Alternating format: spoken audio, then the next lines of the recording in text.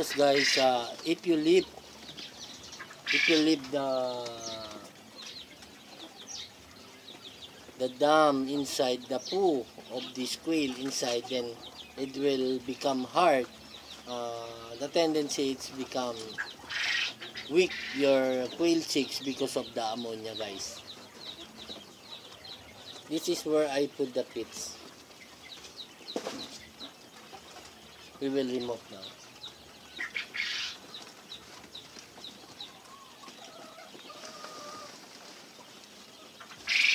I'm only putting inside cartons and sacks, guys.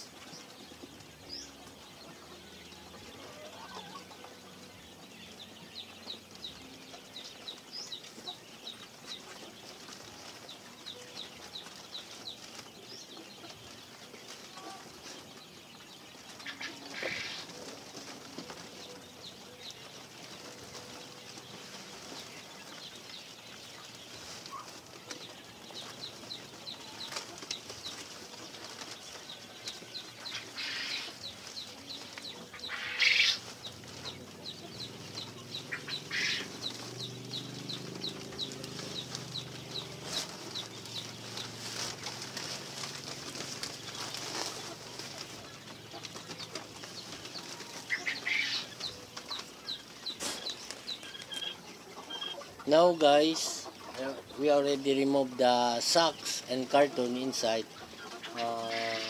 The ammonia was already go outside, guys. Now we can see the chicks inside. They are playing, guys. You see, the rest of the soda that is still inside the cage. They are playing.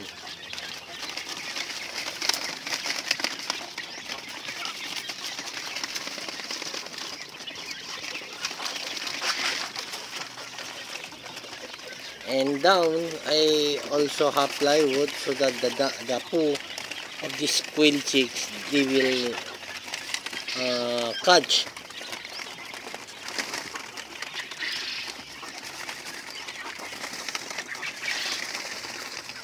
Now guys, that's only for today's video, guys. Hopefully you will also follow me, guys. If you don't yet subscribe to my channel, kindly subscribe to my channel, guys. It's a big help for me to grow my YouTube channel, guys. God bless and more power. Bye bye.